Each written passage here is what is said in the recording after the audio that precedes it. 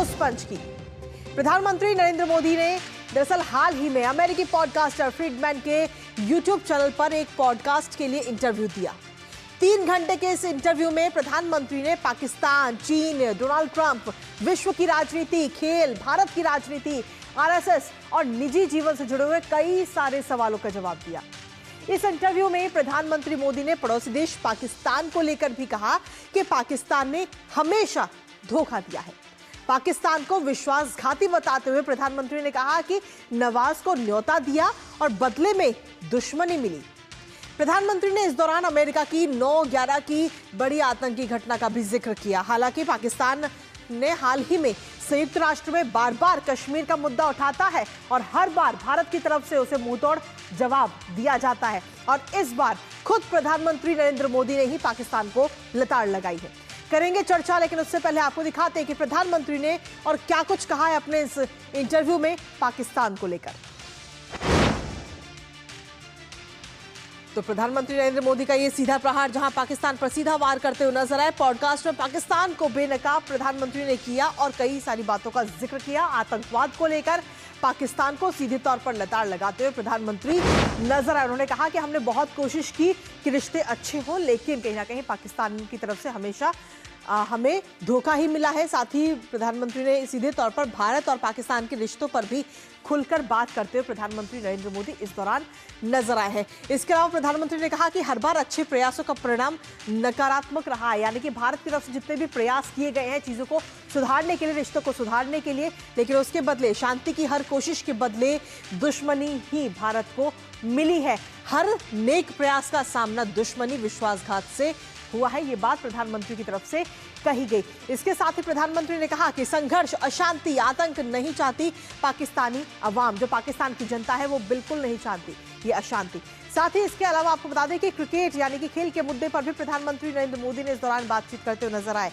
जहां खेल के मुद्दे पर उन्होंने कहा कि भारत पाक में जियोपॉलिटिकल तनाव है। ये बात प्रधानमंत्री नरेंद्र मोदी की तरफ से इस इंटरव्यू के जरिए की गई। उन्होंने साथ ही कहा कि हालिया मैच से बेहतर टीम का पता चला है। जिस हालिया मैच की अगर हम बात करें तो आईसीसी की बात प्रधानमंत्री ने करी और उसमें कहा कि उसी से पता चल जाता है कि बेहतर टीम कौन सी है।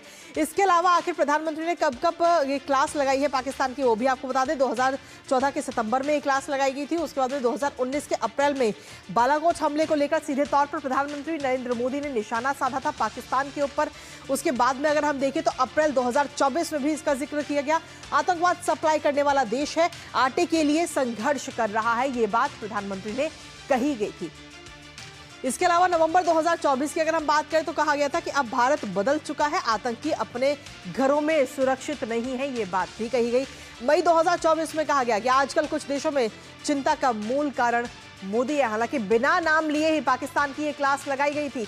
तो 2014 की अगर हम बात करें तो कुछ देशों ने आतंकवाद को स्टेट पॉलिसी औजार बनाया है, ये बात प्रधानमंत्री की तरफ से कही गई। तो ये कोई पहली बार नहीं है, इससे पहले भी कई बार प्रधानमंत्री नरेंद्र मोदी पाकिस्तान को लताड़ लगा चुके हैं। हमारे साथ में हमारे सहयोगी शैलेंद्र मिश्र इस वक्त जुड़ रहे हैं, सीधा उन्हीं का रुख करेंगे।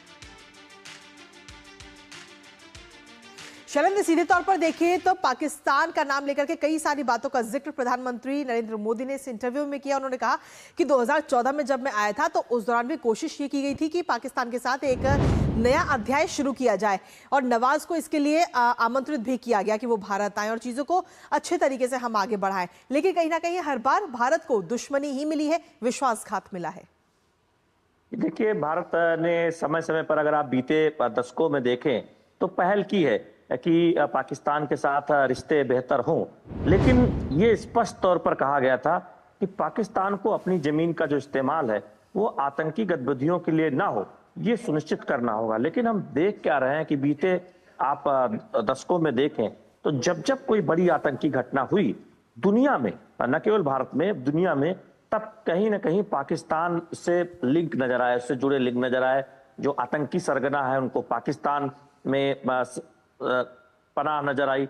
आप जानते हैं कि हाफिज सईद, जिनके बारे में अभी कल ही चर्चा हुई थी कि वो घायल हो गए हैं, वो भी पाकिस्तान में है, भारत के मोस्ट वांटेड है। आप इससे पहले जाइए, ओसामा बिन लादेन, उनको पाकिस्तान में मार गिराया गया था, बहुत दिनों से छुपे हुए थे। तो ये दिखाता है कि दुनिया के आतंकियों की एक पनाह के तौर पर पाकिस्तान एक ठिकाना बनता रहा है। तो सिर्फ भारत ये बात नहीं कहता, दुनिया के तमाम देश इस बात को कहते हैं कि आतंकियों के लिए, आतंकवादियों के लिए पाकिस्तान की जो धरती है, उसका न केवल इस्तेमाल हो रहा है, बल्कि वहां से ही एक संचालित हो रहा है। उसके सरगना वहां पर पनाह लेते रहे या वहीं पर बैठे दुनिया में आतंकी घटनाओं को अंजाम देते रहे हैं। तो पाकिस्तान को यह सोचना होगा, क्योंकि पाकिस्तान की आवाम शांति चाहती है, लेकिन वहां जो सत्ता में बैठे लोग हैं वो हमेशा इस तरह के काम करते हैं जिससे बहुत सवाल उठते हैं। और यही वजह आप देखिए, पाकिस्तान के अंदर जो आंतरिक संघर्ष है वो आप वहां भी सुनते हैं कि कितने बम धमाके होते हैं। क्योंकि जब आप जी कृतिका जी शैलेंद्र, जैसा कि आपने अभी बताया कि अभी हाल ही में कई सारे हमले भी पाकिस्तान में हो रहे हैं इस वक्त, बीएलए की तरफ से और टीटीपी की तरफ से, लेकिन कुल मिलाकर हम देखें तो इस वक्त ये बात एकदम सटीक साबित होती है कि बोया पेड़ बबूल का तो आम कहां से होए। यानी कि जिन आतंकियों की घटनाओं को लेकर पाकिस्तान पर हर बार आरोप लगते रहे हैं, अब वही उन्हीं आतंकी घटनाओं का वो खुद अब शिकार हो रहा है। ये देखिए, पाकिस्तान में कई आतंकी समूह काम करते हैं, उनके आपस में टकराव भी है।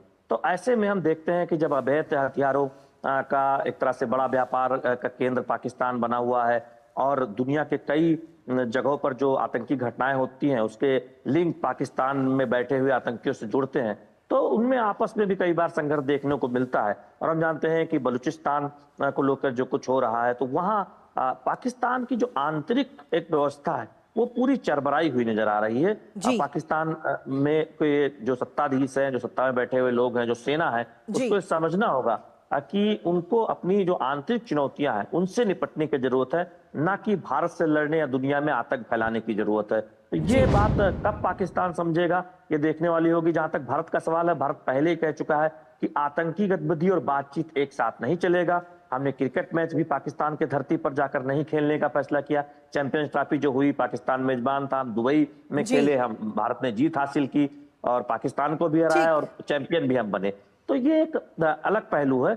लेकिन सबसे बड़ी बात है कि पाकिस्तान कब समझेगा कि उसे अपनी धरती का इस्तेमाल आतंकी गतिविधियों के लिए नहीं करना है, ये सुनिश्चित करना है। तो अब अभी तक तो फिलहाल पाकिस्तान की तरफ से ऐसे कोई संकेत नहीं मिले। फिलहाल देखना होगा कि पाकिस्तान की तरफ से अब क्या संकेत आते हैं, किस तरीके की प्रतिक्रिया आती है, इस पर आप अपनी नजर लगातार बनाए रखेगा। लेकिन एक बार अपने दर्शकों को भी सुना देते हैं कि प्रधानमंत्री ने पाकिस्तान के मुद्दे को लेकर क्या कुछ कहा है अपने इस इंटरव्यू के दौरान। प्रॉक्सी वॉर चल रहा है। अब ये कोई आइडियोलॉजी नहीं है, आइडियोलॉजी ऐसी थोड़ी होती है, लोगों को मारो काटो, टेररिस्टों को एक्सपोर्ट करने का काम चल रहा है। और सिर्फ हमारे साथ ही नहीं, अब दुनिया में कहीं पर भी टेररिस्ट की घटना घटती है तो कहीं न कहीं सूत्र पाकिस्तान जाकर के अटकते हैं। अब देखिए 9/11 इतनी बड़ी घटना घटी अमेरिका में, उसका मेन जो सूत्रधार था ओसामा बिन लादेन, वो आखिर में कहां से मिला? पाकिस्तान में ही शरण लेके बैठा था। तो दुनिया पहचान गई है कि ये प्रकार से आतंकवादी। तो ये तमाम बातें प्रधानमंत्री नरेंद्र मोदी की तरफ से कही गई पाकिस्तान को लेकर, साथ ही ओसामा का भी जिक्र इस वक्त किया गया।